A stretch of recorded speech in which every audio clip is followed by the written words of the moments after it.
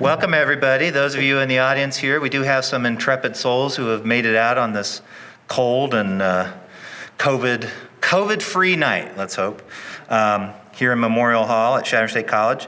And on behalf of the English Department of Chadron State College, I want to welcome you all here in the auditorium and online viewing, either live or when you're either recording. This is the 8th presentation of the Distinguished Writers Series, which began in 2016. We're going to have an introduction for Jonathan's talk by Steve Coughlin. He recorded it yesterday over Zoom. But before we do that, I want to take this opportunity, thank you for coming. We want to promote some of our events. This is the English and Humanities webpage. Pretty exciting, huh? It's csc.edu/English. And since this is a creative writing event, I just want to promote our creative writing programs and our literature programs, obviously, and philosophy and interdisciplinary humanities. You can find out all about these offerings. Probably the best place to look is in our handbook that you can download here. And I would say in particular, we have some exciting things coming up in the next year or two with some updates because there's been a lot of enthusiasm and interest and enrollment in our creative writing program. We're expanding some of our offerings. And so in the next catalog year, for those of you who are currently taking classes here at Chadron State College, and for those of you who might be watching, who might be coming in the fall, we hope, for next year, or maybe transferring in the spring, who knows, we will have a subject major. We've sort of revised our subject major in literature. It will become the subject major in English studies, and it will include an option or an emphasis in creative writing. So it's kind of the equivalent of a creative writing subject major with a literature core, because we teach literature in our program very heavily as well. Literature and writing, and we'll continue to have the creative writing minor, and we're hoping, the Board of Trustees is hearing our case this week, we're hoping to be able to bring a comprehensive major that will have an even, in advanced English studies, that will have an even larger component of creative writing or literature or humanities as tracks. So I just want to make sure, it's a good way to find out about that is to click on that link on our webpage in the student handbook. Am I forgetting anything? Did I cover that all right? Looking to my colleagues. And then we want to promote 10th Street Miscellany. So 10th Street Miscellany is our creative writing or our literature journal. Any 10th Street Miscellany editors in the house tonight? I don't see any. Jonathan's the advisor. So this is a copy. I said they had some out in the lobby there. It was great to see. So this is 10th Street Miscellany, spring 2018, spiral bound copy. Our goal, I believe, is to make another print edition this spring. If you click on this website, I would encourage you to check out the following offerings. One, you could say hello to the student editors. Mo, Abby, Taryn, Mackenzie, Johnny, Riley, Autumn, and give them a shout out when you see them for their hard work they're doing. They're very busy across the hallway in the 10th Street office or workroom there. And then news and events. You can check out some interviews they've got recorded with Dr. Coughlin and Mr. Jones. And I think on the main page, and maybe this talk will eventually wind up archived here as well. And on the main page, they have our discussion with Sarah Green. She was our last distinguished writer who, back in the magical days when we could travel, we brought her to campus. And they have an interview with her. Was that last year that she spoke? I think it was. A year ago. So there's an interview with her. But most importantly, well, you can read the past editions too. That's important, right? But most importantly, you should submit. When's the deadline? December deadline. Oh, I have a handout here. 10th Street Miscellany. Accepting graduate and undergraduate work from Nebraska State Colleges, we're seeking all forms of writing, music, podcasts, visual arts, and photography. It's 10th Street Miscellany as oneword.com, and I think there's a link available to that on our webpage as well. And then finally, well, I shouldn't say finally. I didn't have a link for the Sigma Tau Delta, so probably people can't see this very well. I don't know if you can see that, Daniel. This is open mic night, 6 p.m. next week. That's Monday, right? November 16th. In the Sandoz Atrium. Obviously, practice careful social distancing and all that. There will be a club meeting at 5:30 before that. You do not have to be an English major to participate in Sigma Tau Delta. It is an English honorary, so you can officially join if you want to join part of the honorary. And for that, I think you do have to do a certain number of English credits or whatnot. But then there's the open mic at 6 p.m. And so I definitely encourage everybody, if you're interested in sharing writing, art, literature, and music on the theme of thankfulness. I realize I'm probably wandering away from the mic too much there. Thankfulness, and the poster says gratitude. I think that's a great idea. And then finally, I gotta promote our summer writing workshop. If you were to go to storycatcherworkshop.org, you'll see, since this is a creative writing event, I assume some people might be interested in doing more development in their creative writing. We had to postpone our event this last summer. It was slated to take place it was a retreat. It takes place out at the state park. We usually have about 20 writers, and then we bring in all these really acclaimed writers from across the country. They come and give workshops. Because of the COVID thing, we couldn't hold it out at the park, so we did a virtual workshop last summer, just a one-day event. But this summer, we will be meeting, fingers crossed, June 14th through the 17th in the facilities out there. Really beautiful setting. And if you want to find out more about it, I think the best thing to do is to go on our webpage there and join our email list. Because when we have updates about who will be coming, we already have a good idea, but we don't have it all finalized, we will send out an update by email. Okay, so storycatcherworkshop.org. It's a great opportunity. It's very affordable. Students are eligible for scholarships, so I wanted to promote that. Okay, are we ready for Steve? It's been a while. Are we ever ready for Steve? So I'm going to play this introduction. I hope it goes okay with the technology. And then when it's done, we're just going to fold up the laptop, and Jonathan's going to go analog and do his reading. Okay, let's see if it works. Hi there, I'm Dr. Steve Coughlin, and I have been asked by Dr. Matt Evertson to deliver an introduction to the reader tonight, John Rovner. And the reason I think Matt's asking me is because I got a chance, some of you might know this, I used to work at Chadron, so I got a chance to work with John last year. But if truth be told, I've known John really for much of my adult life, and our friendship and working relationship goes back many, many years, as does our writing lives. So I would invite you to go back in the Wayback Machine to when me and John Rovner were both in our mid-20s, working on our MFA degrees in creative writing at the University of Idaho. And John and I kind of struck up a friendship early on when we both began the program, because in many ways we have very similar personalities. John was always someone who would prefer to stay at home and watch Netflix or Mad Men instead of socializing. And when I learned that about him, I immediately wanted to become his friend. John and I spent a lot of time when we were in graduate school together, listening to the same music, driving around northern panhandle of Idaho, just listening to our favorite bands, The Hold Steady, Bob Dylan, Bruce Springsteen. And then John and I also, I discovered, have very similar food habits. We both really loved to eat awful mashed potatoes from KFC. And on a graduate student budget, we could go there once or twice a week and enjoy the biscuits and the mashed potatoes. Or maybe we'd go to Pizza Hut and eat some really bad pizza from Pizza Hut. Basically, what I'm trying to say is, from the age, for me, 25 to 28, me and John Rovner hung out together just about every day.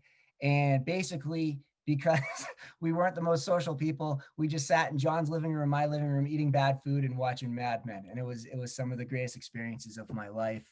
But my friendship with John goes much further. So I finished graduate school and I got into my PhD, which is at Ohio University. And as I was moving, John informed me that he was lucky enough to get a job at Moorhead State University, which is which is in Kentucky, 3 hours south of where I was going to live in Athens, Ohio. And for the next 6 years after our 3-year MFA program, John and I literally spent every weekend together.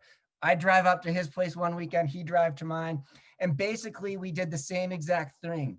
We spent our time in John's living room, my living room, watching, well, not Mad Men anymore, but maybe we were watching Breaking Bad, still listening to the Hold Steady and Bruce Springsteen and Bob Dylan, and still eating terrible food from Kentucky Fried Chicken or Pizza Hut. And then when 6 years we did this, and then when John finished up and I finished up, we both decided to become expatriates at the same time. John accepted a position at a college or university in Iraq, while I accepted a position at the University of the Bahamas. So for about 2 months, John and I were laughing how funny the parallels of our lives were. And we're both going to become expatriates at the same time. There was something romantic about it. We started reading a lot of the early 20th century American expats, right? And then I started realizing the incredible commitment it would be to actually leave America, and I backed out and ended up moving to Chadron and teach there. John ended up actually moving to Iraq. And for a while there, John and I weren't in much contact because he was in Iraq. But a few years later, it was fortunate enough that a position opened up in Chadron and John applied and he moved back, and the parallels of our lives have continued really ever since. I was telling my wife the other day, I said, outside of my marriage, my friendship with John is the most sustained and rewarding relationship I've had in my adult life. John's a compassionate human being, an empathetic human being, very funny. And as I was kind of thinking about the introduction tonight for John, I was reflecting upon our time in Idaho. When you're in an MFA program, it's all about writing and the culture of writing. And a lot of our friends who are also in that MFA program have gone on to incredible success. They've published books, multiple books. They've gone through major New York houses. They've won awards. But even while I was at the University of Idaho, I think if you asked any graduate student, any professor there, who the most talented, who the most gifted writer was, hands down, and I'm not just saying this because it's John's introduction, hands down, John Rovner was always referred to as the strongest, most interesting, most capable writer that we had in that program. And it really hasn't changed. He's continued to do wonderful, wonderful work. John's writing is humane, it's strange, it's quirky, it's funny, and most importantly, it's profound. John's stories and essays have a voice that is so fresh and alive that I think to call the voice unique would be selling it short. You'll see when John does his reading tonight that his voice is unquestionably his own. It's capable of illuminating deep insights, but at the same time, it's always concerned with what it means to be human, what it means to be in this place we call America, what it means to be in our skins, often loving our life experiences, but at the same time, struggling just to get by. John's one of those talented writers who, when you read something of his, you don't just simply say, hey, that's good. You don't just simply say to friends or family, hey, you got to read this. I always say the greatest compliment I can pay John, and this is very true, when I read something of his, I always say, God, wish I wrote that. John Rovner learned to write at Walnut Hills Elementary School in Centennial, Colorado. He holds a BA in English from the University of Northern Colorado, an MA in English and Writing from Hollins University in Virginia, and an MFA in Creative Writing from the University of Idaho. His stories and essays have appeared in many distinguished literary journals and magazines, including the Indiana Review, Brevity, the Normal School, Willow Springs, and the High Desert Journal. He was the recipient of an Emerging Artist Award by the Kentucky Arts Council and winner of the WAG's Review Fiction Contest. John's essays have been anthologized multiple times, including in the Advanced Creative Nonfiction, a Writer's Guide anthology, as well as The Far Edges of the Fourth Genre.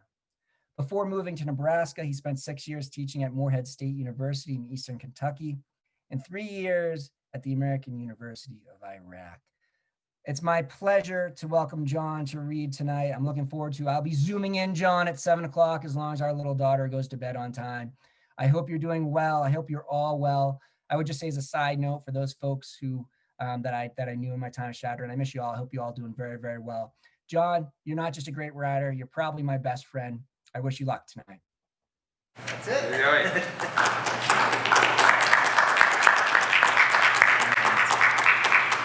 Hi, I guess you couldn't wave at the video. Go away, Steve.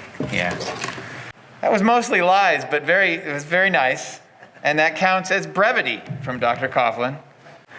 We had a long debate a few minutes ago about whether I should just wear the mask the whole time to just kind of commemorate the pandemic reading. I think I'm going to take it off in a minute. But first off, thank you all for coming. There's a lot going on. It's cold. There's a pandemic. So it's great to see you. Thanks so much to Steve. Thanks so much to Matt and Daniel in the back handling sound, and Alex Helmbrecht and Dee Margetts and everyone who worked to put this together.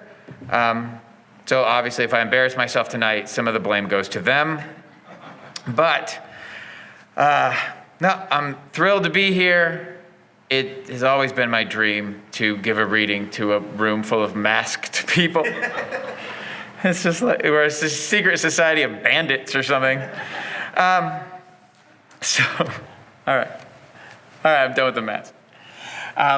Okay, so I probably should start reading. This story is called 33, and I wrote it about 5 years ago. The one weird thing about it is that it has the framework of a choose-your-own-adventure story, which some of you, I'm sure, are familiar with. I grew up with Dungeons and Dragons, and you would come to, 2 caves, and if you want to go in one cave, you turn to page 57, and there's a dragon, or, whatever. But that is just the framework. It's just a conceit. So just to be clear, you don't need to pay attention to any of the jumps in the story. It's actually meant to be read and heard in chronological order. I should say, in the interest of full disclosure, that this is as yet unpublished. It has been rejected something like 94 times. It's like high school for me. And from just about every literary journal in the country. But I decided I want to read it anyway because I think they're wrong. All right, this is called 33. Let's begin. 1. Your father, a diesel electrician for Union Pacific, has been transferred to a mid-sized Midwestern town. Your mother dreams of becoming a nurse. Together, they must decide whether to take the split level in suburbia, 10 minutes from downtown in light traffic, or the tumble-down farmhouse 20 miles outside the city limits. Your mother has plans for an elaborate garden of zucchini and rhubarb, pumpkins and squash, maybe even a hen house. Your father presses cautiously for the suburban unit because it's closer to the bars. Don't forget, you have a stake in this. Born 14 months later at the tail end of the worst snowstorm since 1958, in the midst of drifts 14 feet high, impassable roads, and a downed electrical grid, you will burst from the womb with a severe case of neonatal anemia. The birth will either take place at St. Luke's, with its seasoned staff, protocols, and backup generators, or at home atop the featherbed, your mother insisted, with a nerve-wracked, expectant father slugging Blatt's beers in the living room and wholly dependent on a nearby neighbor, a retired nurse who insists on being addressed as Aunt Carol. Your father tromped a half mile through 3 feet of snow to fetch her. Luckily for all involved, Aunt Carol can calmly and confidently guide a child into the world. What she cannot do, of course, is give you a timely blood transfusion. If you want your parents to choose the farmhouse, go to chapter 33. Otherwise, continue on. 2. You were visiting your widowed grandfather in Columbus. Your father says he was a train conductor, but later you'll find out he sold farm insurance. For some reason, your grandfather has recently purchased a brass spittoon that belonged to William Henry Harrison when he was governor of Ohio. 4 years old, you have only a vague understanding of most of the nouns in the preceding sentence, but you fully grasp the concept of spittoon. Your mother, who sees the most, is feeding your baby brother. The men talk about the president, who they don't seem to like. Your father talks loudest, laughs loudest. His goodnight kiss comes laden with the short, sharp thorns on his cheeks, though you crave it like nothing else. You finish the last of your 3 cookies and chew and re-chew the masticated Hydrox mush. Your mother is an easy audience, but this performance will even make your father laugh. If you decide to spit your mush into the spittoon, continue on. If not, go to chapter 4. 3. The pain is everywhere, a shrieking white light. It begins at the point of contact, your left cheek, and zips up and down your spine. Nothing has prepared you for how to act at a time like this. You don't think to cry. Your father orders you upstairs to Grandpa's office where your sleeping bag is set up on the floor. Aggrieved, you seek out your mother's eyes. Listen to your father, she says. 4. It must be October because the air has that smoky wood smell on the surface of it, and underneath is a chill that says winter is coming for your hands and feet and the tip of your nose. You are 8 years old. To escape the yelling, you burst out the front door of your house without breaking stride and run up the sidewalks through the neighborhood and down across the soccer fields to the park. There are people about, children and their mothers, older kids smoking cigarettes, an old man with a dog, but they can't touch you. The sounds stretch out to nonsense all around, but nothing is muddled.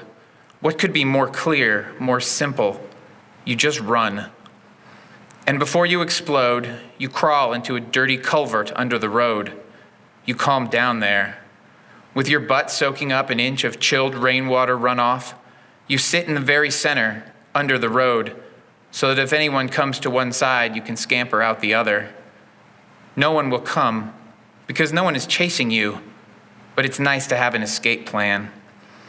It's like a Viewmaster for the world, except the pictures aren't of the Eiffel Tower or stills from Snow White and the 7 Dwarfs. You look instead at rocks, slow-flowing water, 2 Burger King wrappers, a translucent balloon someone let all the air out of. This will be your place. You can be quiet here. The world is still out there, but can only come at you one of 2 ways. Whether you choose to exit the culvert in the direction that leads home or toward the 7-Eleven along Euclid Avenue doesn't particularly matter. You're not yet old enough to conceive that there is any place to go but home. 5. At dawn, your mother shakes you awake and sits beside you, playing with your hair. Her fingers are cold, and heavy gray light dribbles in through the only window, which looks out at the faded red brick of the apartment building next door. She is just back from her shift. Her face shines. "The grease is shit for my complexion," is her common refrain. Next to you, Andy stirs and you pull him out of bed. Your mother sinks into the still warm blankets and mumbles a goodbye and be good. You help your brother dress. You comb his hair, make sure his laces are tied in double knots. He's a quiet boy and accepts your preening without a fuss. Every morning, there's hours-old greasy bacon and rubbery scrambled eggs waiting on the kitchen table in a styrofoam container. You carefully pour 2 glasses of milk and split the breakfast equally onto 2 plates. Today, like most days, Andy pushes his food around, occasionally forking up a bit of egg to consider almost quizzically before letting it drop back down. Today, you don't tell him to stop. Instead, you watch as he beats his eggs into a paste that he spreads uniformly over his plate. He uses a rubber band to fasten a strip of stiff bacon to the top of the dented Denny's napkin dispenser, then retrieves a Han Solo action figure from his plastic backpack. With his tongue stuck out of the corner of his mouth in rapt concentration, and paying no attention whatsoever to you, he invents invisible, action figure-sized stormtroopers to hustle Han Solo up the side of the napkin dispenser and jostle him out to walk the bacon plank. If you offer Andy a sweet, sad smile, and reach over to touch his shoulder for no other reason than little brother shoulders are made for such banal caresses. Continue on.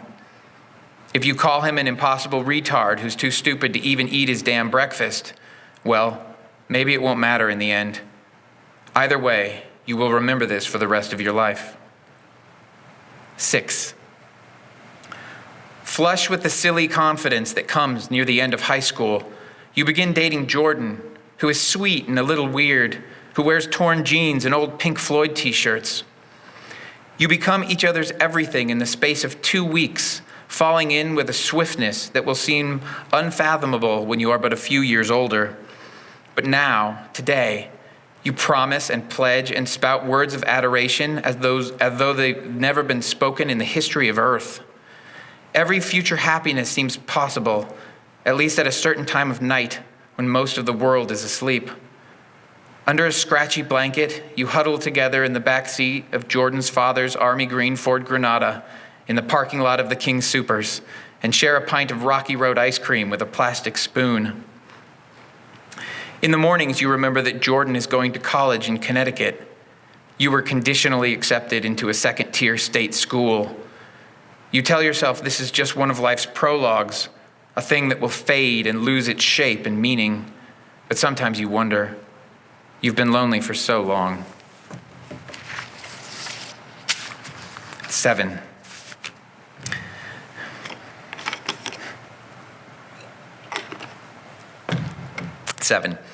Spring break of junior year, you and 3 friends drive to Las Vegas. You are 21 years and 9 days old. The Strip is a buffet of stimuli, a feast of bright lights and pregnant shadows. While your friends are dancing in the techno club upstairs, you wander into an Irish bar on the casino floor. A pale girl with bleached red hair is clog dancing atop a table. You're meant to get lost in the wild, click-clacking rhythm of it, and you do. There's sanctuary inside all that noise. At dawn, you sit on the sidewalk, hugging your bare knees and shivering, though it's nearly 80 degrees. You vomited in the bushes outside New York, New York, and now you're waiting because Brett has the motel key and won't answer his phone, and Jules doesn't have one, and Jen answers but is too drunk to make sense. Your friends are sleeping now, Jules on the floor, the other 2 twinned in the bed, both drunk snoring. You lean against the sink counter in your underwear, watching them in the sharp slivers of light that race past the curtains. Soon you will all pile into the car and head back home. You don't even like them. The idea of traveling 18 hours with them in a confined space seems more unbearable than plunging out alone into the harsh sunlight. If you choose to leave a note, take $200 from Brett's wallet and try your luck in Sin City, go to Chapter 9. If you decide to return to school and finish out the semester, continue on. 8. Studying for a final in figures in Western philosophy. All you see are words strung together that don't add up. Nothing adds up anymore. Thomas Hobbes can kiss your ass. 9. You get a job at a diner called Dixie's in Mesquite, Nevada, and walk home at midnight to a studio apartment that isn't worth the $200 a month you pay for it. Your furniture consists of a single kitchen chair, a bedside table, and the sofa you sleep on. You thought it would be nice, that you'd read books or maybe write poetry. But after 6 days, you venture out and buy a cheap TV VCR unit from the Goodwill, along with a handful of old VHS tapes. You watch The Fox and the Hound, The Secret of Nim, and American Tail. Your favorite is called Flight of the Navigator, about a boy who falls asleep one night in the woods near his neighborhood. He wakes up the next morning and goes home to find there are strangers living there. He hasn't aged a day, but his parents and brother and everyone else on Earth is 8 years older. You can't decide if it's a nightmare or some wonderful dream. You fall in with Alex, a cashier at the car wash across the street from Dixie's. Alex likes you just enough to use you for sex. Alex also likes ice, and soon so do you. 10. You're in Reno now. You came with Alex, but at some point Alex left. You wake up in a strange house stumble through the dark into a strange bathroom? Time is marked off in a simple fashion. Either every little piece of creation is a gift to you alone, and your mind races with 1,000 ideas that you hold for an instant before they flare like exploding chrysanthemums in a 4th of July sky and disappear, or else it's time to smoke again. You don't remember eating. Sex is something you do because it's free. The guys are all named Greg or Dave. The girls are all named Chelsea. There are 3 twin beds and a rollaway someone stole from a hospital and 2 mattresses on the floor. There are empty beer bottles everywhere. Sometimes there are fights. One of the Gregs hit a Filipino kid in the head with a claw hammer. Nobody could tell if he was dead, so they dragged him outside, away from the street. 11. You helped Dave number 2 steal furniture from model homes, which are everywhere. The housing market is booming. Dave number 2 has a milk truck he borrowed from his uncle, and one night you load in an entire living room set. The back is jam full, so the ottoman goes on the passenger seat instead of you. He drives off and you begin walking back through the empty development. At first you think how nice it will be, with families and young kids filling up the houses and having birthdays and Christmases there. But then you can't shake the feeling that no one will ever live here. These houses will stay empty. Only termites and crickets and rats will live here. You can't stop shivering. 12. One day you call your mother and tell her everything. You cry. You ask for money to fly home. She sends it. 3 weeks later, you call again. You cry harder. She promises to send more money, but doesn't, and she stops answering your calls. Andy is an easier mark.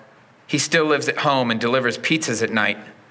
He's never had a girlfriend, or even a boyfriend, or even a real friend. He studies his world atlas and plans all the trips he will take when his ship comes in. He sends what he can.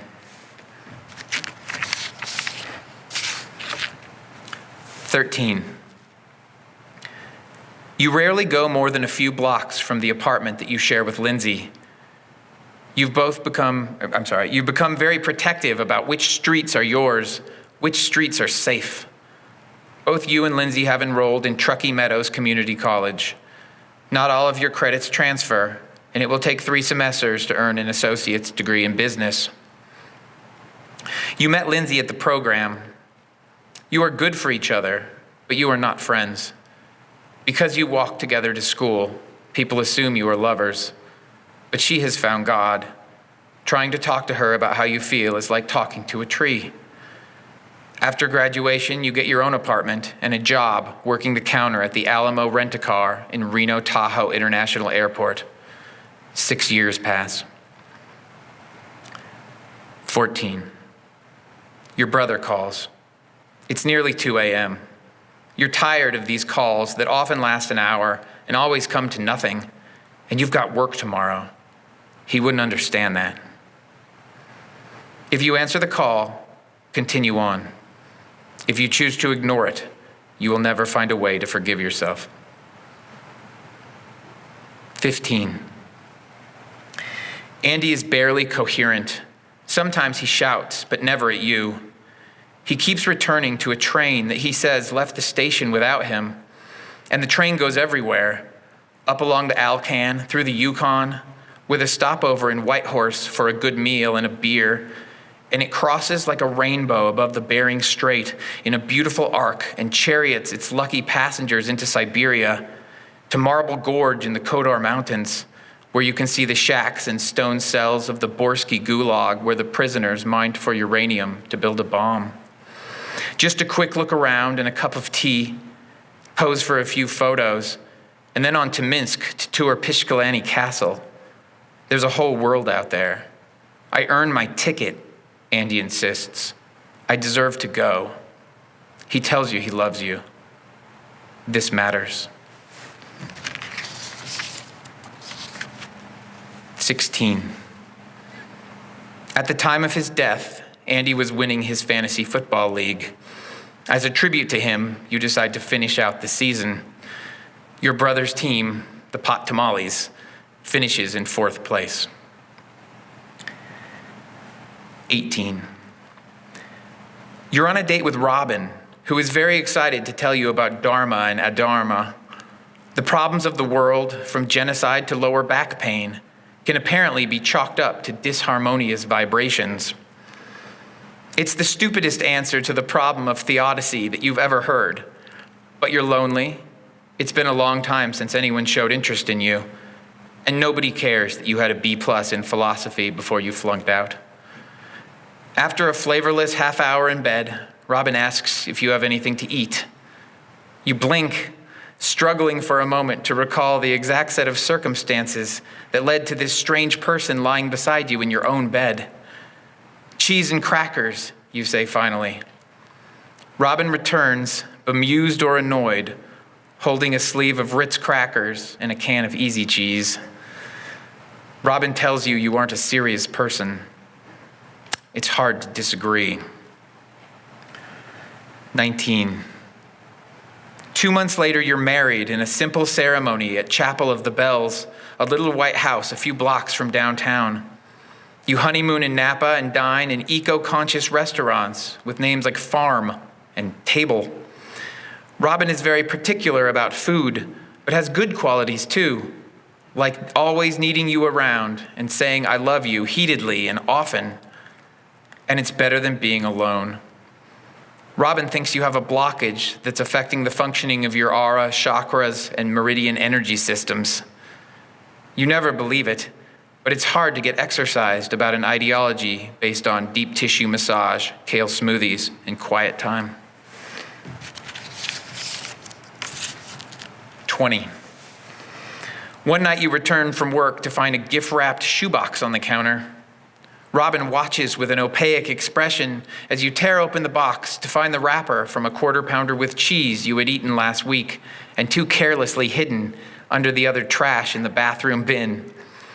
Underneath are 3 Kit Kat wrappers, an empty can of bean dip, and the remains of a 3-piece meal from KFC, all of which had been stashed in the trunk of your car. Robin convulses in moral outrage, insisting it's not about the food, but the lies, and she stalks through the apartment, breaking your things, ripping pages from Harry Potter and the Half-Blood Prince and your uncreased copy of Aristotle's Poetics, tearing down and stomping your unframed poster print of the Salvador Dali painting of a girl in a white dress looking out to sea. Leaving Robin doesn't even feel like a choice. Nothing feels like a choice anymore. 21. You tell people you are recently divorced, though it's been 8 years. 23. You've stopped thinking about having children. That will be someone else's life. Every Tuesday morning, Dr. Horvath helps you take one thing at a time, and you try to block out all the thoughts that come at you without warning throughout the day, and especially at night, like savage chrysanthemums exploding in the shabby attic of your mind, where piles of rags and yellowed newspapers are strewn about. You've always thought Ambien sounded like the name of some old-time goddess, and you worship her accordingly. You don't mind the dreams. Even nightmares are a kind of freedom. No matter what accusatory script your unconscious gives him, whether he's lost his legs and convinced you stole them, and you did, though you don't remember it, his legs are right there, hidden in your sock drawer. Whether he's sprouting horns from his forehead or dying alone and cold on the top of Mount Elbrus in the Caucasus Mountains, where for God knows what reason he always wanted to go. And no matter how often you wake up crying, it's still nice to see your brother again.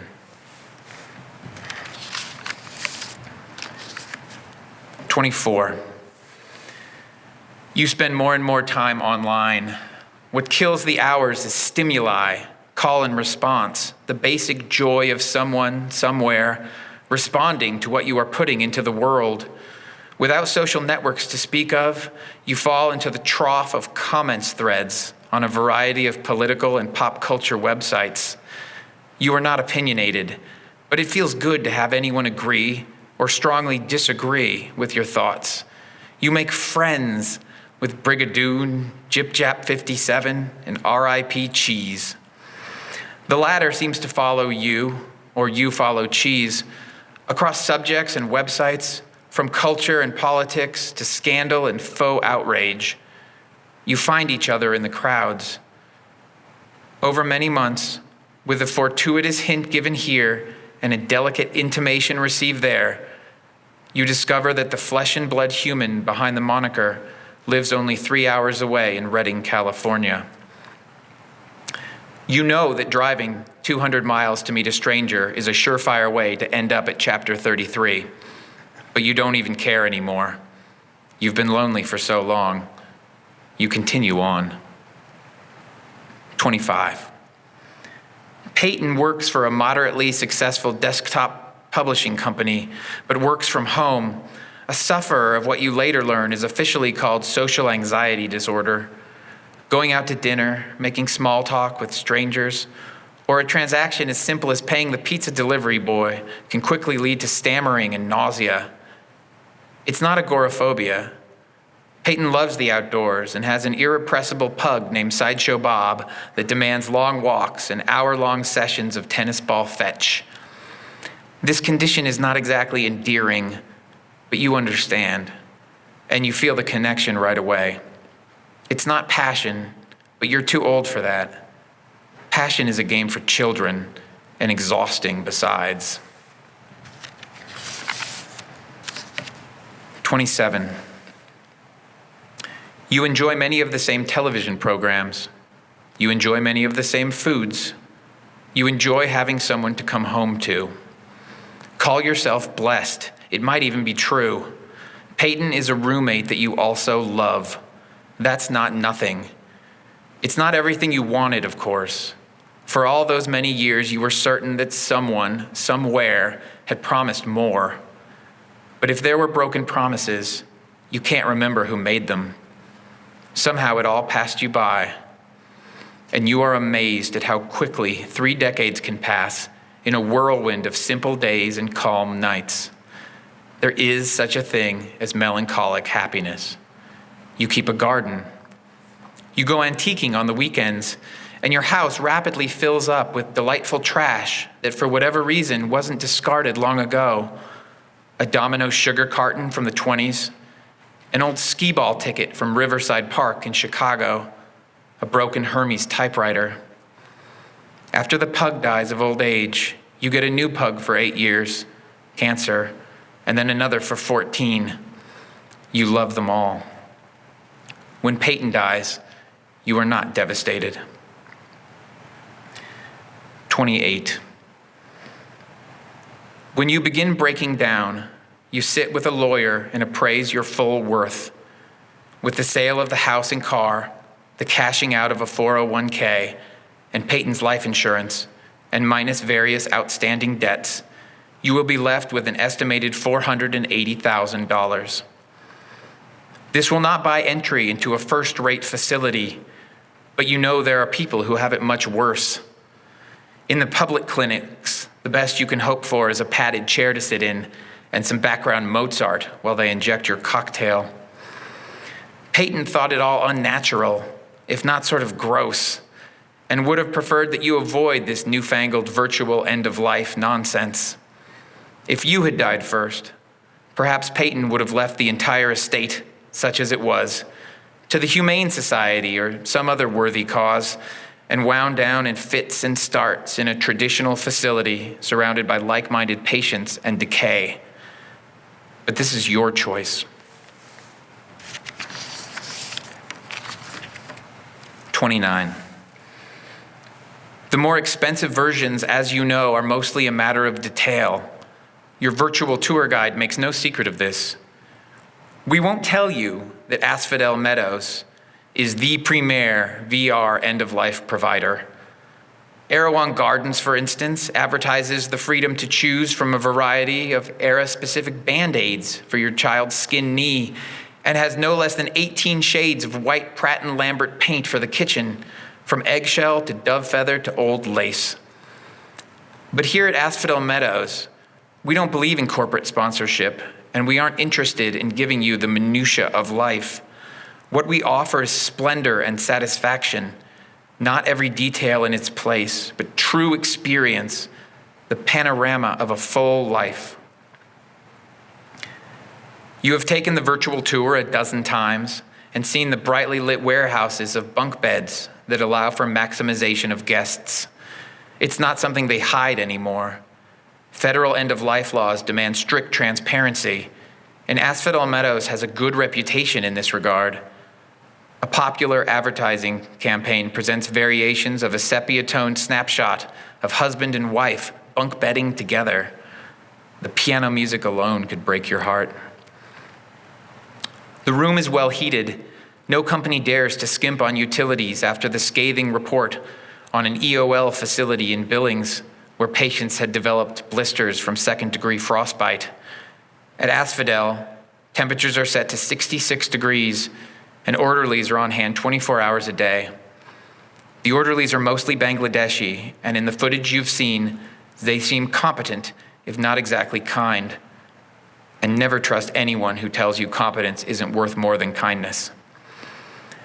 The neural implant is inserted by an experienced surgeon who performs dozens of procedures every day, and the company boasts of a 92.2% success rate. A life of hard work and prudent investing buys you 4 months. At the end of that time, with no foreknowledge that the denouement has arrived, you will expire without pain. The implant will simply shut off, triggering the release of the pancuronium bromide cocktail into your bloodstream. And as your grandfather used to say, completing your journey to the clearing at the end of the path.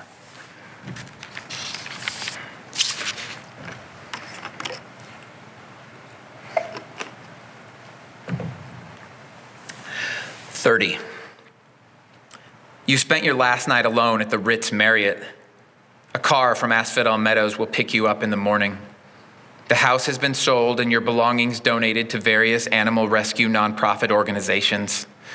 Those hard days of dismantling your life, of organizing and advertising the end-of-life sale, of packing the unsold detritus into boxes for charity, that's all over now. You sit on the mercerized Italian linen duvet and listen to the city sounds outside the window. All those people living all those lives. It's too much to think about.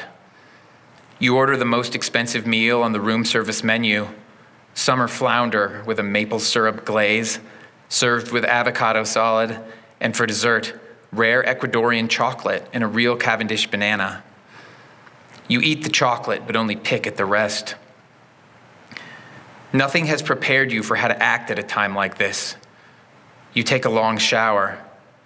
On a whim, you write your name in looping cursive letters on the fogged-up mirror, but then quickly erase it with a towel.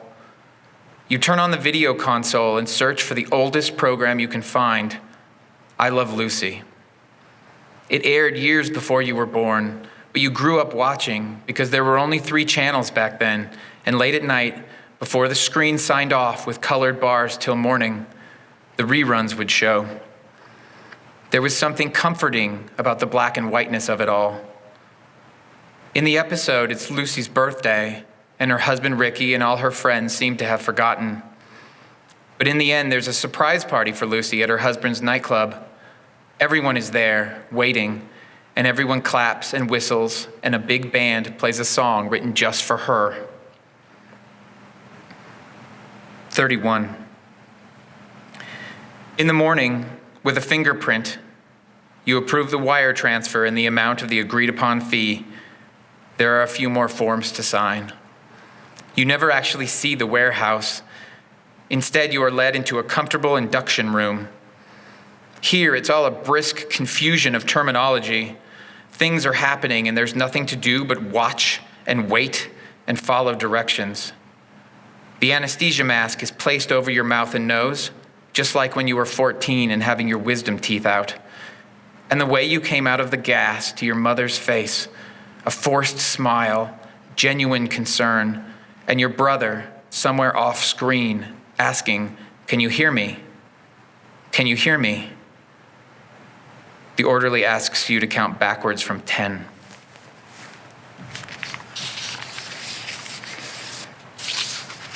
32. Congratulations on choosing the Asphodel Meadows Arcadia Unit version 2.4. Follow along with the instructions and do not worry. If you change your mind or make a mistake, simply go back and make corrections. You can call up the menu at any time. The Arcadia Unit puts you in the driver's seat. You will choose your heritage. You will choose your parents. You will choose your siblings, max 9. You will choose your pets, the posters on your bedroom walls, and the sheets on your bed. You will choose your best friend and the house you grow up in. And that's just for starters. Wait until you get to school. You will choose your first romantic partner, family vacations, field trips, and summer jobs. You will choose from a variety of colleges. You will choose your college friends and attend sensational parties. And don't worry, there are no hangovers in Arcadia. You will choose a career that brings you satisfaction and dignity to ensure that your days on this earth will not be wasted. When you're ready, you will choose your spouse. Plan the wedding of your dreams. Honeymoon in any number of exotic locations. Build your dream house and fill it with your dream furnishings. And when the time is right, choose your children. You will choose their names, hair color, smiles, and other distinguishing characteristics. You will watch them grow. They will make you proud. Never forget that you have embarked on a grand adventure, and there's not a minute to waste. Let's begin. 33, you die.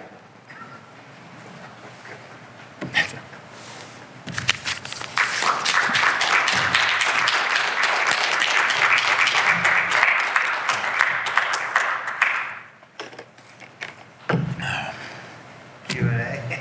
I'll answer questions if anyone has questions, sure. And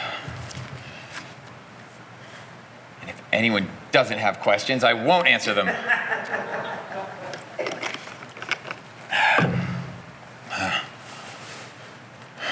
Yeah, it ain't. What's that? There were lots of flowers. When they showed up periodically, usually as like fireworks. Exploding chrysanthemums. Yeah, I don't know. Question, Jim. Oh, what's the deal with the flowers was the question. What's the deal with the flowers? I don't think it's thematic. I think I just wanted to pick an interesting firework type that would, yeah. I don't think I knew before I looked into it that chrysanthemum was a type of firework, but now I know. Yeah.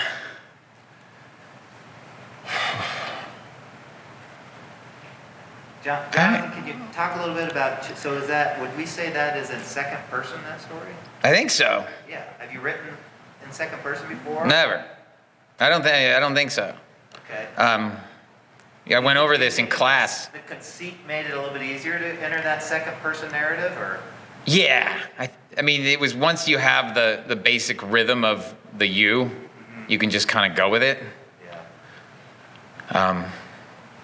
The conceit also does a great job of encapsulating a whole life.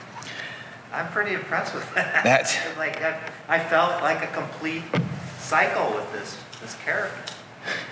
Anyway. Yeah, no, thank you. That was the idea. It's just like, yeah, I played with it for a long time, and it seemed hacky, and maybe it is. But then I decided, I realized I could go into the future, and I got really interested in it. Yeah, it really took a turn there at the end. I know. I had no idea that virtual stuff was coming. That's really interesting. About half the people I sent it to read said I should cut it out. Cut But the virtual stuff. yeah, but I disagree. I have to say, too, it captures a lot of this moment. The housing crisis, I think, is kind of addressed, and then the social anxiety disorder and all the internet stuff. That it's just, you're starting to see some of this in fiction, I think, more than this is of our era, so it seems like a really timely piece in that regard of this sort of generation. That was just an observation. Oh, thanks. Yeah. And I like the way you brought it back around to KFC, too, Always. since Steve brought it up. Yeah. I worked there for like 6 years. I love KFC. I tell my students that if they paid me enough, I'd still be working there. It was the best job I ever had. It's not a busman's holiday or whatever, or you didn't get sick of KFC? Never. No. My veins are just like, yeah, no. I used to sweat grease when I was a teenager. That's a true story. It's a bit sad. Hopefully it's mostly out of my system by now. Does anybody else have a question? Yeah, Kim. All right, why 33? Well, why 33 was the question. I could talk about other people who were 33. No, it's. I think it was just. For a while, it was 29. I just tried to find something that worked, and 33 seemed really like a good zinging number. So then it was a matter of figuring out if I had enough to make it to 33, or 22 is kind of taken in literature with Joseph Heller. So Oh, yes. I don't. Yeah. So I didn't know if I could pull off 22, and I definitely couldn't get to 44. Well, if you take the notes from the editors, it might become 28 or something like that, right? Yeah. You never take notes from editors. Just do whatever you want. Nate has another question. Oh, yeah, Nate. A statement and a question. So the part they're telling you to cut out is my favorite part. The science, the part where it sort of shades of science fiction or like that stuff happening. So I agree with you. Why did you decide to do the U? I mean, was it just something that sort of felt natural, or was there did you like think about it different? Was it strategic, or was it just kind of a way to story through it? So yeah, the question is where the second person kind of came from. And I mean, like 10 years ago, I made a note somewhere, which is like a choose your own adventure story, which is just a ding dong note. And I started thinking, and then I thought about it for 5 years, because that's how slow of a writer I am. And then, yeah, I think I just stumbled into it. And because the whole premise of choose your own adventures is sort of like, you're in it, you get to choose, you're making these choices. And you can't actually write a real choose your own adventure short story. But I thought as a gambit, I thought it could work and sort of pull the audience in a little more than they might be otherwise. Well, it really highlights the choices that are part of an authentic life, in one path or another. I think it works really well. We should vote. Should he cut the science fiction stuff? You don't have to vote. I'm not going to do it. I'm fascinated with the near future because I just feel like it's not done enough. So much of science fiction is just like everything is real, runs really well. And whereas just like you just have to assume in 20 years, there'll just be drones everywhere, but half of them won't work. And like it'll just be as messy as anything. So that's my plan on the future. I would sign up for this service, but it sounds great. Yeah, no, that was probably what got me to the future, actually, was I was just reading about VR one day, and I was like, why wouldn't you, when you reach a certain age or a certain level of debilitation, just hack in and pretend you're young again? Yeah. Like, it just seemed like a great idea. Apparently, it's very expensive, according to the story. There's a Black Mirror episode about a VR afterlife, and they're already dead, but you can get loaded. My wife reminded me of that Black Mirror episode today, and I got real huffy and said, my story predated that by about a year. Yours is more interesting. No, I love that episode of Black Mirror, but and that happens to writers sometimes where you see someone else, like yours is done and you're just like, ugh. It's not a brilliant idea. Like everybody has similar ideas at the same time, but yeah. Well, thanks everyone so much for coming. In like 5 years, speaking of the future, I think sitting and listening to someone talk for like 30 minutes will be an Olympic event. So I really appreciate it. It's not easy. And, For you or for us? well, definitely for me. So I don't want to speak for all of you, but like I struggle to sit and listen. Very good. Thanks so much. Thanks to everybody.